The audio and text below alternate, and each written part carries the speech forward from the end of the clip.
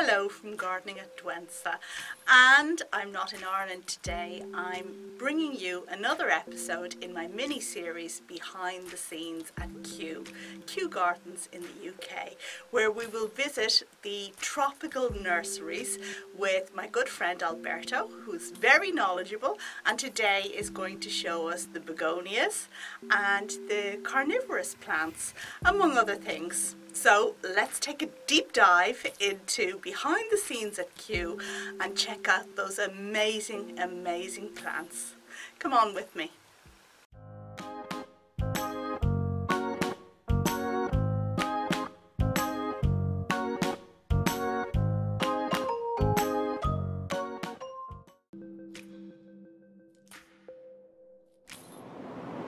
And here we are in begonia heaven.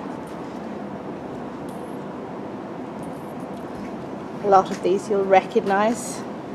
A lot of them can be grown in a home environment. This is Begonia luxurians.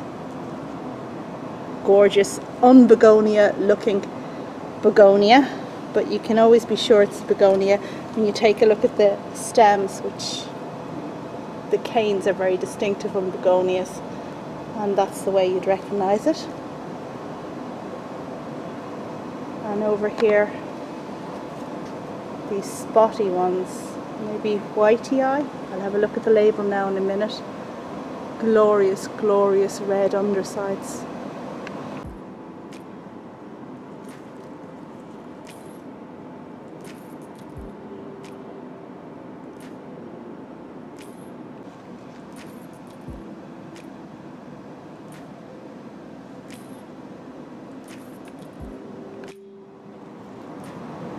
And this one, it's like got spikes in the back of the leaves, except they're completely soft.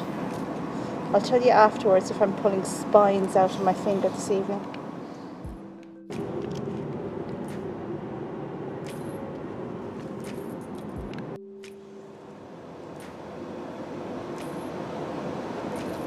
It's like the babies are growing off its back. Yeah.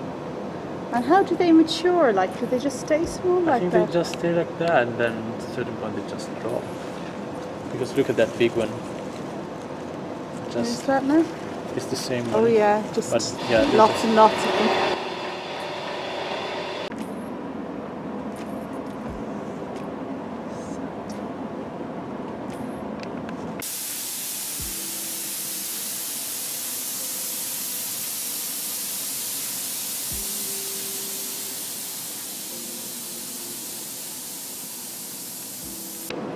I saw this and I was like, what the heck, what are we looking at? Is it an echium in a basket?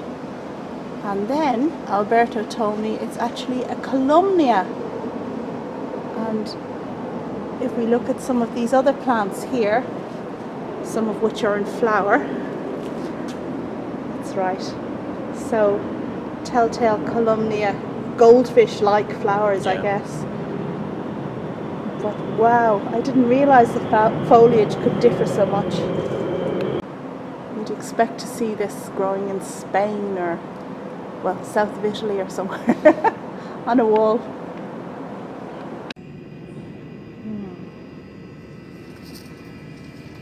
Would make a very nice house plant, wouldn't it? Absolutely.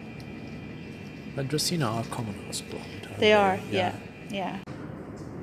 And now we are in the Aroid house and getting a chance to have a look at the Amorphophallus giganteum. Amazing plant, which I'd love to see in flower one time, but never have. So just look how tall these are.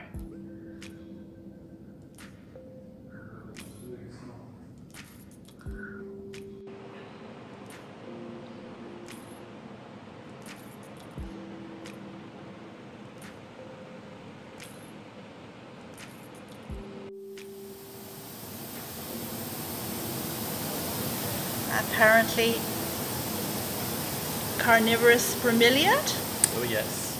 Yes. I'm going to stick with Alberto. I'll learn a thing or two. And various other Sarracenia behind.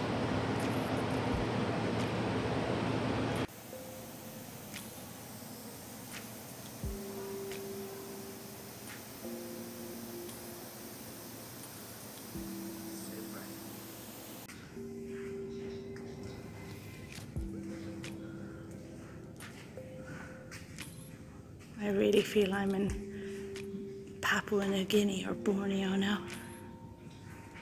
except for the bamboo canes.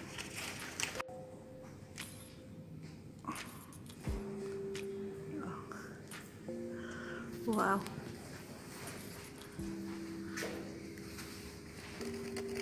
It is heavy, really heavy.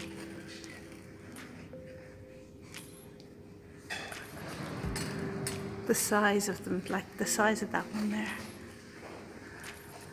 And then up high. It's hard to see them all from here, but it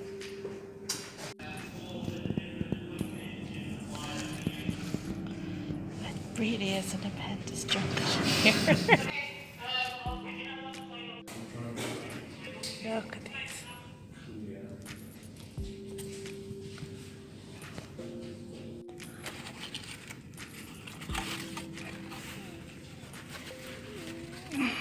Wow.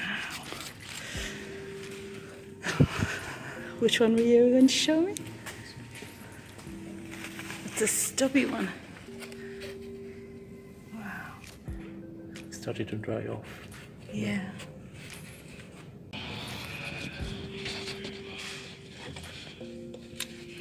I can feel it heavy with liquid on the inside. Wow.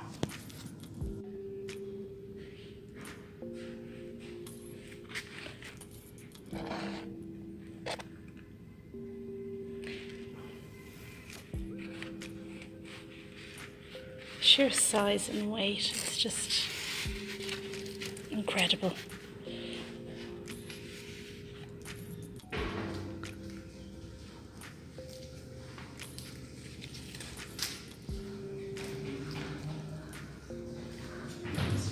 Yes, okay.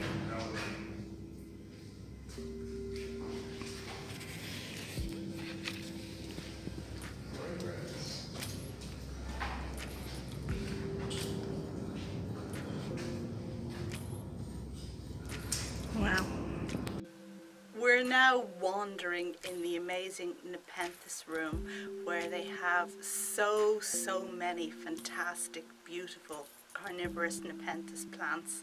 But you may wonder why I'm not making much commentary, and the truth is what happened was my camera ran out of battery. So then I took out my phone, of course, as you do, and used that until that was completely full up as well. And I was then at a loss as to what to do exactly. So feeling a bit frazzled, I had a little bit of space left and I recorded these scenes, but didn't have the presence of mind to decide what was the most salient thing or important thing to share with you about these amazing plants. But at least you get to see what I see here at Kew Gardens. And that brings me to the end of this video on behind the scenes at Kew Gardens. The good news is that we have one more left in the series, which will be coming your way very soon, and it's about orchids. And I think many of you have enjoyed this series, and I'm very glad to have been able to bring something a bit more spicy to the table here during the dark and dreary winter and Christmas months. Thank you very much for watching, for your continued support. I will remind you once again to check out Alberto's Instagram, which will be linked in the details of this video. And I want to give a great big thanks to Alberto, of course, for being so patient and coming with me behind the scenes, for letting me take my time, for saying the same thing again for the camera and all that kind of thing. He's been brilliant. And also a big thank you to Kew Gardens for giving me permission to film this series of videos. Thank you very much for watching, and check back for the final in the series. Bye!